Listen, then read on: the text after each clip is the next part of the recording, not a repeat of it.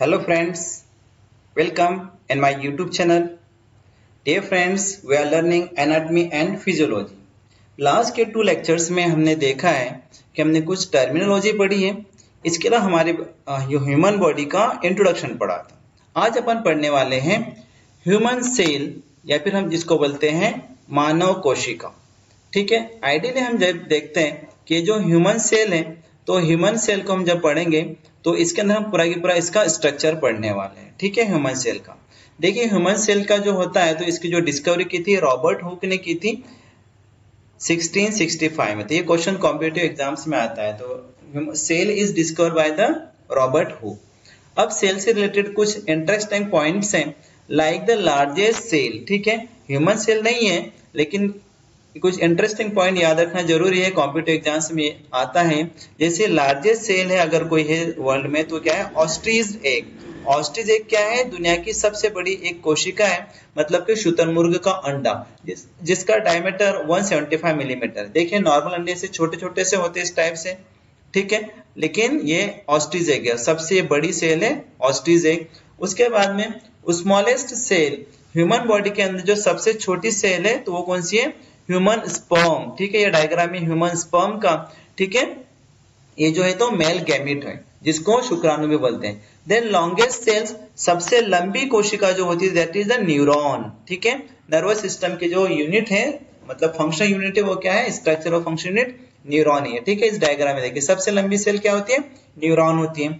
Then आज अपन पढ़ रहे हैं सेल्स। तो उसके पहले मैं आपको बता दूं कि इसके पहले भी हम पढ़ चुके हैं कि हमारी जो बॉडी है उसका जो ऑर्गेनाइजेशन हुआ है, ठीक है, उसका जो फॉर्मेशन हुआ है तो कैसे हुआ है, millions of the small small cells से हुआ है। ठीक है, सेल से टिश्यू का फॉर्मेशन होता है, टिश्यू से ऑर्गन्स बनते हैं, ऑर्गन से ऑर्गन सिस्टम, और इन ऑर्गन सिस्टम से बनता है हमारी पूरी की पूरी बॉडी का फॉर्मेशन होता है। तो चलिए स्टार्ट करते हैं अपन सेल्स को।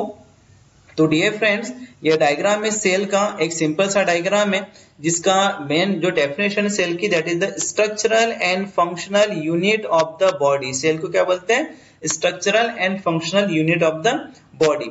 There are the basic 3 components of the cell. Cell के मेन 3 कंपोनेंट है। तो सबसे पहला मेन कंपोनेंट है इसका, this one is the cell membrane और प्लाज्मा मेम्ब्रेन। ठीक है, this one is the next one is the cytoplasm and third main component of the cell is the nucleus. ठीक है, तो ये 3 इसके मेजर कंपोनेंट है सेल के। देखिए अब मैं सबसे पहले आगे की स्लाइड्स में पूरी सेल के अलग अलग कंपोनेंट्स को समझा गया, मैं आपको इस डायग्राम से थोड़ा समझाता हूँ और इसी पर बेस क्या होते हैं, कुछ क्वेश्चंस भी आते हैं एग्जाम में। ठीक है, तो ये जो फर्स्ट कंपोनेंट प्लाज्मा मेम्ब्रेन, इसको सेल मेम्ब्रेन भी बोलते हैं, इसको प्लाज्मा झिल्ली भी बोलते हैं। ठीक है, कोशिका झिल्ली। तो ये देखिए जो प्लाज्मा मेम्ब्रेन इसने क्या किया है, इस पूरे के पूरे साइटोप्लाज्म को घेर कर रखा है इस टाइप से। ठीक है, और ये जो प्लाज्मा मेम्ब्रेन होती है कैसी होती है, बायलेयर होती है, फॉस्फोलिपिड की ये मिलकर बनी हुई होती है। ठीक है, आगे की स्लाइड्स में मैं इसको और थोड़ा अच्छे से डिटेल में समझा दूंगा और इस पे आधारित क्या क्वेश्चन आती है ये भी बताऊंगा।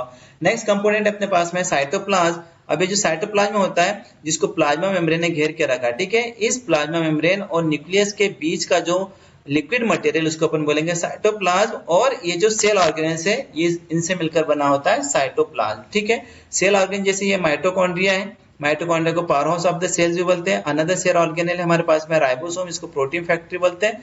राइबोसोम एंडोप्लाज्मिक रेटिकुलम पर भी अटैच होता है, यहाँ पर फ्रीली मूव भी करता है और माइटोकॉन्ड्रिया के अंदर भी ये प्रेजेंट होता है। नेक्स्ट ऑर्गेनेल अपने पास में एंडोप्लाज्मिक रेटिकुलम है, जिसके ऊपर राइबोसोम प्रेजेंट है उसको रफ एंडोप्लाज्मिक रेटिकुलम, जिसके ऊपर राइबोसोम्स प्रेजेंट नहीं है। ठीक है, जैसे ये वाला पार्ट, तो उसको क्या बोलेंगे अपन, smooth endoplasmic reticulum. Next cell organelle अपने पास में गोल्जी बॉडी, ये कप लाइक स्ट्रक्चर होता है, इसको कैमिलिया गोल्जी ने डिस्कवर किया था। ठीक है, उसके अलावा उसके पास में होते हैं लाइसोसोम। लाइसोसोम्स को बोला जाता है suicidal bag of the cell. ठीक है, इसके अंदर डाइजेस्टिव एंजाइम्स होते हैं, हाइड्रोलाइटिक एंजाइम्स, कुछ इसके अंदर पेरोक्सीसोम्स होते हैं। ठीक है, इसके अलावा सेल के अंदर होता है सेंट्रोसोम जो कि सेल डिवीजन में इतना इंपोर्टेंट रोल प्ले करता है। देन थर्ड वन से main component of the cell is the nucleus. ठीक है, that is the principal part of the cell. ठीक है, ये होता है न्यूक्लियस जिसके अंदर न्यूक्लियोलस होती है और इसके अंदर होता है जेनेटिक मटेरियल। तो अपन हर चीज को आगे की अलग अलग स्लाइड्स में अपन इसको कंटिन्यू थोड़ा डिटेल में पढ़ते हैं। तो देखिए सबसे पहले अपन पढ़ते हैं अभी यहाँ पे पार्ट ऑफ द सेल। ठीक है, सेल के मैंने आपको 3 बेसिक पार्ट्स आपको ऑलरेडी मैं बता चुका हूँ। 3 पार्ट्स होते हैं जैसे कि प्लाज्मा मेम्ब्रेन जिसको प्लाज्मा झिल्ली साइटोप्लाज्म के दो कंपोनेंट होते हैं, देखिए cytosol okay and cell organelle. जैसे साइटोसोल में वाटर लिक्विड मटेरियल होता है और डिजॉल्व सब्सटेंस होता है, और सेल ऑर्गेन जैसे मैंने आपको बताया mitochondria, ribosome, Golgi body, endoplasm reticulums होते हैं। और थर्ड मेजर कंपोनेंट है सेल का, दैट इज द न्यूक्लियस, ठीक है, ये प्रिंसिपल पार्ट है सेल का जिसको केंद्रक बोलते हैं हिंदी में। तो चलिए अपन सबसे पहले पढ़ते हैं प्लाज्मा मेम्ब्रेन। तो देखिए डियर फ्रेंड्स, जो प्लाज्मा मेम्ब्रेन होती है जिसको सेल मेम्ब्रेन भी बोला जाता है, जिसको कोशिका झिल्ली या फिर प्लाज्मा झिल्ली बोलते हैं। तो जो प्लाज्मा मेम्ब्रेन होती है, आइडियली वर्ड सबसे पहले यूज किया था नागेली ने, ठीक है, इन 1855 में। कॉम्पिटिटिव एग्जाम्स के लिए इसको थोड़ा याद रखिए। प्लाज्मा मेम्ब्रेन क्या करती है, सराउंड करती है उस साइटोप्लाज्म को घेर के रखती है, ठीक है। इसके अलावा प्लाज्मा मेम्ब्रेन क्या होती है, फ्लेक्सिबल होती है, ठीक है। फ्लेक्सिबल होने के साथ साथ प्लाज्मा मेम्ब्रेन कैसी है, एक सिलेक्टिव बैरियर है। सिलेक्टिव बैरियर मतलब सिलेक्टेड मटेरियल को इनसाइड द सेल आने देती है, जिसको हम एंडोसाइटोसिस बोलते हैं, और सिलेक्टेड मटेरियल को सेल से बाहर जाने देती है, जिसको हम एक्सोसाइटोसिस बोलते हैं।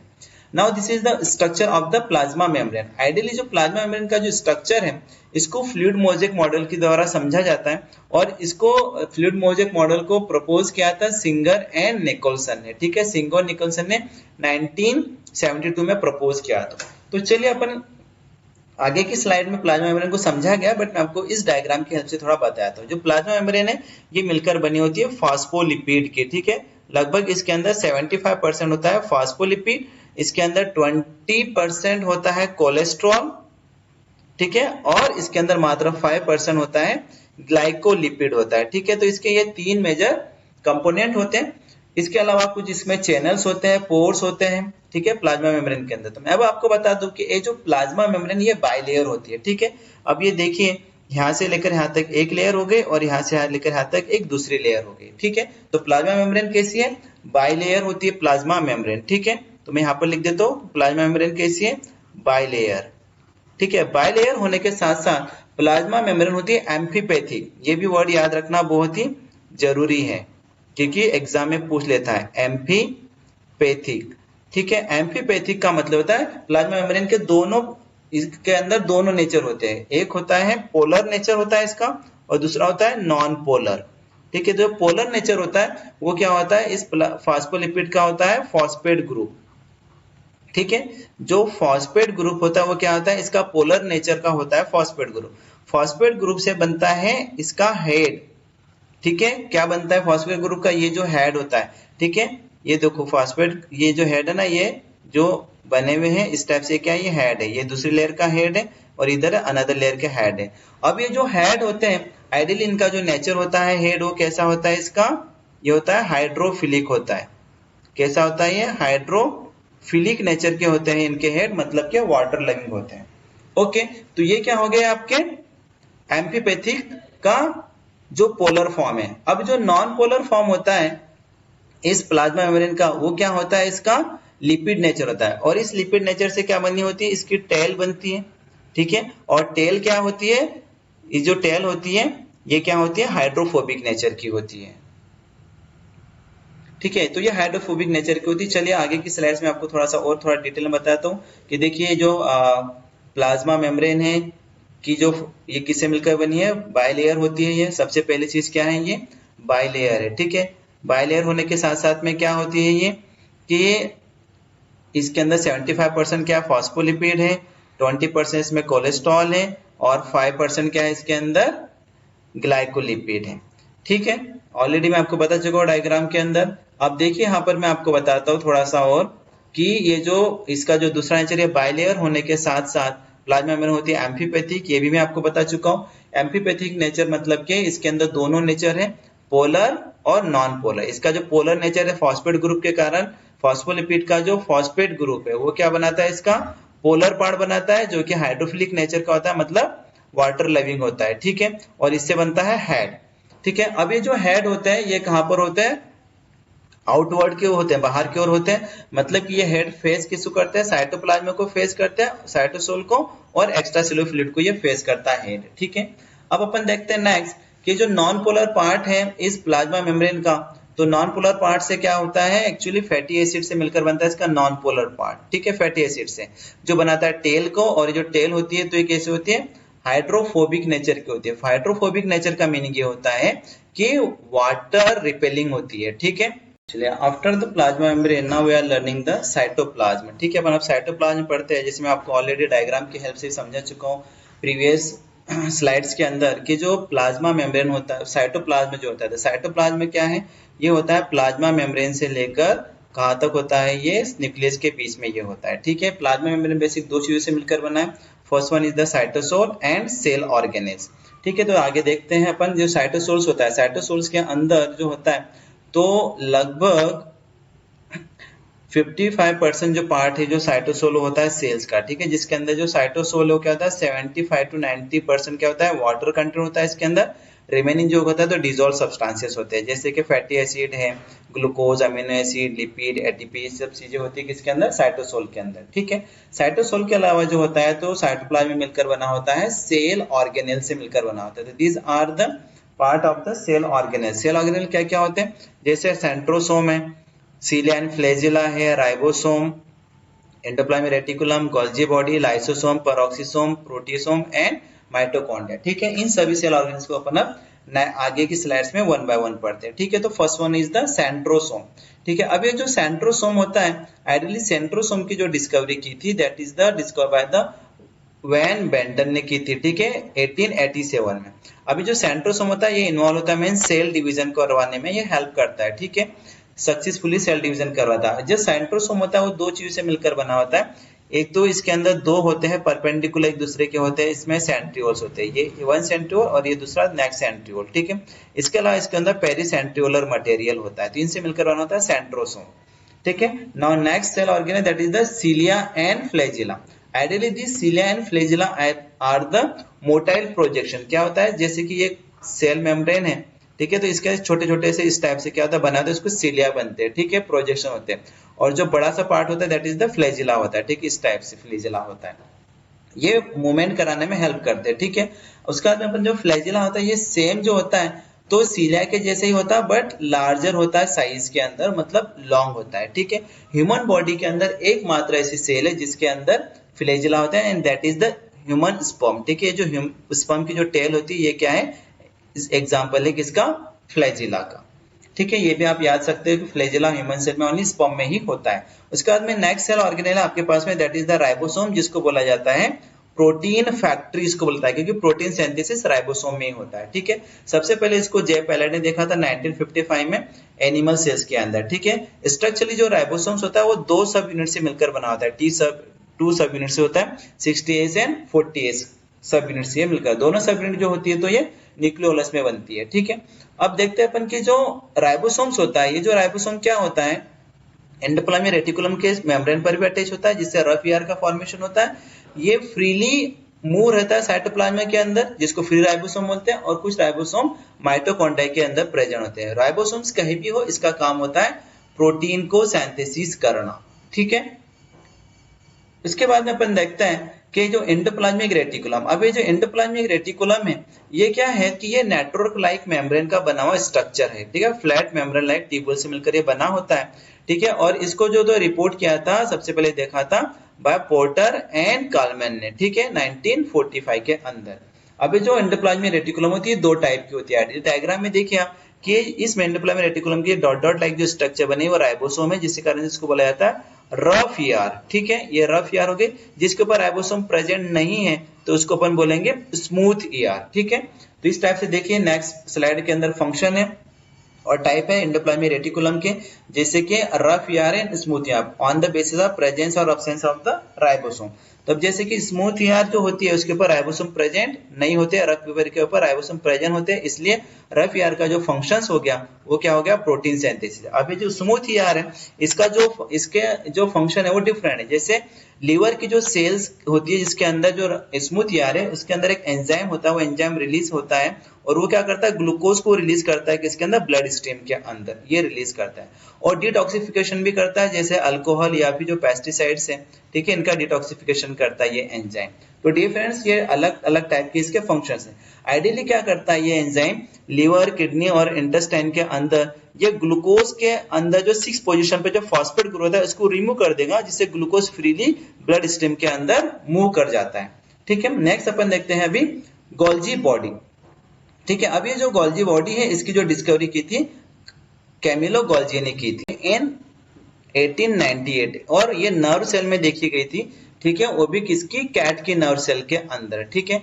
आइडियली हम एक क्वेश्चन से याद रख सकते हैं कि गोल्जी बॉडी के अंदर जो होती है तो आरबीसी नहीं होती है, ठीक है, ये याद रखना है ना, सॉरी आरबीसी के अंदर जो होती है तो गोल्जी बॉडी नहीं होती है, ठीक है। जैसे आरबीसी के अंदर न्यूक्लियस भी नहीं होता है, वैसे ही आरबीसी के अंदर गोल्जी बॉडी भी नहीं होती है। गोल्जी बॉडी लगभग 3 to 20 सिस्टर्नी से मिलकर बनी होती है। सिंगल सिस्टर्निया को अपन सिस्टर्ना बोलते हैं, ठीक है, बल्जिंग एज से मिलकर बनी थी। जैसे ये कप लाइक स्ट्रक्चर होता है, ठीक है, और इसके अंदर मॉडिफिकेशन होता है प्रोटीन का जो सिंथेसिस होता है राइबोसोम के अंदर, ठीक है। ये सिसफेस सिस्टर्नी होती है जो कि टुवर्ड्स द कहाँ होती है, न्यूक्लियस की ओर, और ट्रांसफेस सिस्टर्नी जो होती है तो वो होती है कहाँ पर, जो होती है साइटोप्लाज्मा मेम्ब्रेन की ओर होती है, और बीच की सिस्टर्नी को बोला जाता है मीडियल सिस्टर्नी या फिर मीडियल सिस्टर्ना, ठीक है। आफ्टर दैट लाइसोसोम, अब इस लाइसोसोम को बोला जाता है suicidal bag of the cell, जिसको डी डुवे ने डिस्कवर किया था 1955 के अंदर। अब जो लाइसोसोम होता है, इसकी जो सिंथेसिस होती है ये लाइसोसोम की, वो होती है गोल्जी बॉडी से ये बनता है, ठीक है। इसके अंदर लगभग 60 kind of powerful digestive enzymes होते हैं, मतलब हाइड्रोलाइटिक एंजाइम्स होते हैं, जो क्या करता है ये एंजाइम जो भी डेड बॉडीज होती है, सेल डेब्रिज होती है, उसको ये फेगोसाइटोसिस करके मतलब कि डिस्ट्रॉय कर दे, एक टाइप का ये क्लीनिंग का काम करता है। कभी कभी ये एंजाइम्स क्या होते हैं, ये रिलीज होकर पूरी सेल को ही डिस्ट्रॉय कर देते हैं, इसलिए इसको बोला जाता है suicidal bag of the cell, ठीक है। इसके बाद में अपन देखते हैं mitochondria. Mitochondria is known as the power house of the cell. Power house of the cell इसलिए बोलते हैं क्योंकि यहाँ पर एनर्जी का फॉर्मेशन होता है in the form of ATP, ठीक है। तो देखिए इसको सबसे पहले ऑब्जर्व किया था माइटोकॉन्ड्रिया का, कोलिकर ने किया था 1880 में, बाद में इसको फ्लेमिंग एंड अल्टमान ने किया 1990 के अंदर। देन माइटोकॉन्ड्रिया जो टर्म है उसको नाम दिया गया था बेंडा ने 1897 में ये नाम, ठीक है, ठीक है। ये देखिए माइटोकॉन्ड्रिया भी डबल मेम्ब्रेन होता है। माइटोकॉन्ड्रिया जो डबल मेम्ब्रेन है तो इसका हम देखते हैं कि जो आउटर मेम्ब्रेन है, ठीक है, ये आउटर मेम्ब्रेन कैसी है, सबसे बाहर की जो मेम्ब्रेन है यह फोल्डिंग नहीं है, ठीक है। लेकिन हम देखते हैं कि माइटोकॉन्ड्रिया की जो इनर मेम्ब्रेन है वो देखिए इस टाइप की फोल्ड बना देती है। ऐसी फोल्डिंग बनाने के कारण फिंगर लाइक अंदर से धसे हुए स्ट्रक्चर बनते हैं, इनको बोला जाता है क्रिस्टी, ठीक है, मतलब माइटोकॉन्ड्रिया क्रिस्टी। माइटोकॉन्ड्रिया क्रिस्टी से क्या होता है कि सरफेस एरिया बढ़ता है, जिससे ज्यादा से ज्यादा रेस्पिरेशन होता है, क्योंकि यहाँ पे सेलुलर रेस्पिरेशन होता है और एनर्जी का प्रोडक्शन होता है। इस क्रिस्टी के अंदर जो लिक्विड बना हुआ रहता है उसको तो माइटोकॉन्ड्रिया मैट्रिक्स इसको बोलते हैं, ठीक है। और यहाँ पर ही क्या होता है, प्रोटीन सिंथेसिस होता है इन द F1 पार्टिकल। कहाँ होता है, F1 पार्टिकल के अंदर रेस्पिरेशन होता है, ठीक है। आइडियली माइटोकॉन्ड्रिया को पावर ऑफ द सेल इसलिए बोलते हैं क्योंकि यहाँ पर होता है एटीपी की सिंथेसिस, ठीक है। एटीपी की सिंथेसिस जो होती है इस प्रोसेस को बोला जाता है एरोबिक सेलुलर रेस्पिरेशन, ठीक है। ये इक्वेशन है सेलुलर रेस्पिरेशन की, जैसे C6H12O6, ये है ग्लूकोज।